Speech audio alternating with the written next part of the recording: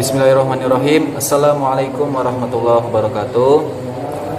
Pemirsa sekalian, dimanapun Anda berada, baiklah di sini pada video kali ini saya Umar Maliki, mahasiswa daripada jurusan Komunikasi dan Penyiaran Islam semester 2 Sekolah Tinggi Agama Islam Bumi Islam Pari Kota Lubuk Linggau. Kali ini saya akan berbagi sebuah materi singkat atau materi yang akan saya jelaskan yang berjudul mengenai yaitu perencanaan. Perencanaan itu memang sudah sering kita dengar dan tidak asing lagi bagi kita semua teman-teman sekalian. Baiklah, di sini saya akan menjelaskan atau memaparkan pengertian daripada perencanaan tersebut. Pengertian umumnya, perencanaan atau planning bahasa Inggrisnya dapat juga didefinisikan sebagai suatu kegiatan yang terkoordinasi untuk mencapai tujuan tertentu dalam kurun waktu tertentu. Dengan begitu, di dalam perencanaan akan terdapat aktivitas pengujian beberapa arah pencapaian, mengkaji ketidakpastian, mengukur kepastian, menentukan arah pencapaian, serta menentukan langkah untuk mencapainya. Perencanaan adalah salah satu fungsi dari manajemen yang paling terpenting, di mana di dalamnya terdapat aktivitas mendefinisikan tujuan organisasi, membuat strategi, serta mengembangkan rencana kerja organisasi. Perencanaan adalah tahap awal dalam kegiatan suatu organisasi terkait dengan pencapaian tujuan organisasi tersebut. Itu merupakan suatu pengertian umum daripada perencanaan tersebut. Baiklah, sini saya akan memaparkan juga pengertian menurut para ahli, pengertian perencanaan menurut para ahli. Yang pertama, Early Soandi. Menurut Early Soandi, pengertian perencanaan adalah suatu proses penentuan tujuan suatu organisasi dan kemudian menyajikan dengan jelas strategi-strategi, taktik-taktik, dan operasi yang diperlukan untuk mencapai tujuan organisasi secara menyeluruh. Yang kedua, menurut Becker. Menurut Becker, pengertian perencanaan adalah suatu cara rasional, cara yang masuk akal untuk mempersiapkan masa depan. Lalu yang ketiga, menurut Alder. Menurut Alder, pengertian perencanaan adalah suatu proses menentukan apa yang ingin dicapai di masa yang akan datang, serta menetapkan tahapan-tahapan yang dibutuhkan untuk mencapainya. Keempat, menurut Douglas. Menurut Douglas, definisi perencanaan adalah suatu proses kontinu dari pengkajian, membuat tujuan dan sasaran, dan mengimplementasikan serta mengevaluasikan atau mengontrolnya. Kelima, menurut Steiner. Menurut Steiner, pengertian perencanaan adalah suatu proses memulai dengan sasaran-sasaran, batasan strategi, kebijakan, dan rencana terperinci untuk mencapainya. Mencapai organisasi untuk menerapkan keputusan dan termasuk tinjauan kerja, kinerja, dan umpan balik terhadap pengenalan siklus perencanaan baru. Itu merupakan suatu pengertian menurut para ahli pengertian perencanaan. Di sini saya akan memulai ke poin selanjutnya, yaitu fungsi perencanaan. Fungsi perencanaan pada dasarnya adalah untuk membantu proses pengambilan keputusan terbaik yang sesuai dengan tujuan organisasi, yaitu melalui adanya musyawarah.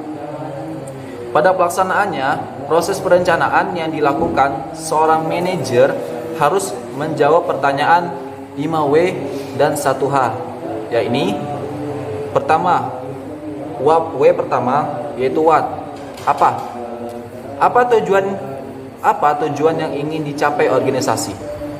Kedua, why, mengapa hal tersebut menjadi tujuan organisasi. Ketiga, where, di mana lokasi yang paling tepat untuk mencapai tujuan tersebut. Keempat, when, kapan pekerjaan harus diselesaikan agar tujuan tercapai berhubungan dengan jadwal. Yang selanjutnya, who, siapa? Siapa orang yang tepat yang harus dipilih untuk melaksanakan pekerjaan sehubungan dengan tujuan organisasi yang akan dilaksanakan. Yang terakhir, how, bagaimana? Bagaimana metode atau cara melaksanakan pekerjaan dalam upaya pencapaian tujuan organisasi? Intinya, dari beberapa penjelasan tadi, perencanaan berfungsi untuk mencapai efektivitas dan efisiensi dalam kegiatan organisasi. Dengan begitu, maka dapat dilakukan upaya mengidentifikasi berbagai hambatan, melakukan koreksi terhadap penyimpangan sesegera mungkin sehingga organisasi dapat dikendalikan dengan baik. Poin selanjutnya yaitu tujuan perencanaan. Setiap organisasi tentunya memiliki tujuan yang berbeda-beda, dan tentu saja perencanaan yang dibuat akan berbeda-beda. Namun, pada dasarnya tujuan organisasi melakukan perencanaan adalah untuk pertama, mengantisipasi dan beradaptasi dengan segala perubahan yang terjadi. Kedua, memberikan arahan atau direction pada para administrator maupun non-administrator agar bekerja sesuai dengan rencana. Ketiga, menghindari atau setidaknya meminimalisir potensi terjadinya tumpang tindih dan pemborosan dalam pelaksanaan pekerjaan. Lalu yang kelima, menetapkan standar tertentu yang harus digunakan dalam bekerja sehingga memudahkan dalam pengawasan atau kontrol. Poin selanjutnya teman-teman sekalian, yaitu jenis-jenis perencanaan. Secara umum, perencanaan dapat dibedakan menjadi 3, yaitu berdasarkan ruang lingkupnya, berdasarkan tingkatannya, dan berdasarkan jangka waktunya. Adapun penjelasan jenis-jenis perencanaan adalah sebagai berikut. 1. Perencanaan berdasarkan ruang lingkup. Pertama, rencana strategis atau strategi planning, yaitu perencanaan yang di dalamnya terdapat uraian mengenai kebijakan jangka panjang dan waktu pelaksanaan yang lama. Umumnya, jenis perencanaan seperti ini sangat sulit untuk diubah. Lalu yang selanjutnya yaitu rencana taktis, yaitu perencanaan yang di dalamnya terdapat uraian tentang kebijakan yang bersifat jangka pendek, mudah disesuaikan aktivitasnya selama tujuannya masih sama. Lalu yang selanjutnya, rencana terintegrasi, yaitu perencanaan yang di dalamnya terdapat penjelasan secara menyeluruh dan sifatnya terpadu. Yang kedua, perencanaan berdasarkan tingkatan. Di sini terbagi menjadi 3. Yang pertama, rencana induk atau master plan, yaitu perencanaan yang fokus kepada kebijakan organisasi di mana di dalamnya terdapat tujuan jangka panjang dan ruang lingkupnya luas.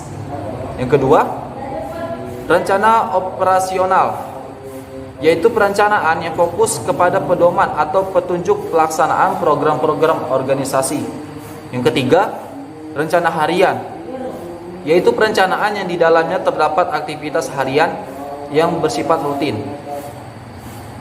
Selanjutnya, yaitu perencanaan berdasarkan jangka waktu. Di sini terbagi menjadi 3 juga.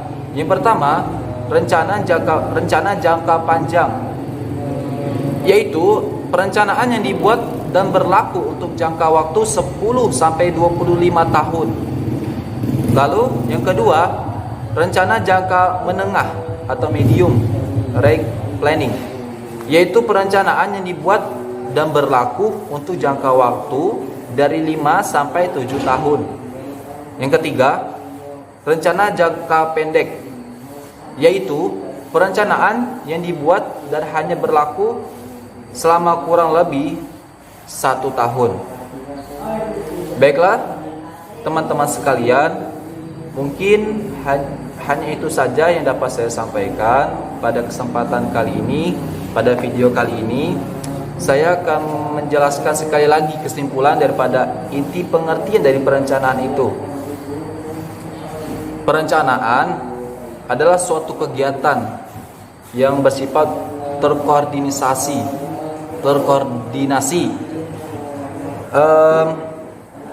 yaitu kegiatan yang bertujuan untuk mencapai suatu kegiatan atau suatu tujuan tertentu agar tercapai dengan seperti yang diinginkan, seperti itu.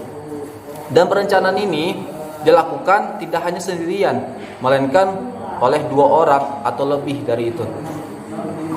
Itulah berikut sebuah kesimpulan yang dapat saya sampaikan daripada materi perencanaan yang telah saya paparkan tadi.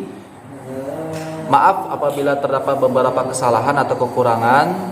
Terima kasih pada teman-teman yang telah menonton video kali ini. Saya Umar Maliki pamit terlebih dahulu. Akhirul kalam, wabillahi taufiq wal hidayah. Wassalamualaikum warahmatullahi wabarakatuh.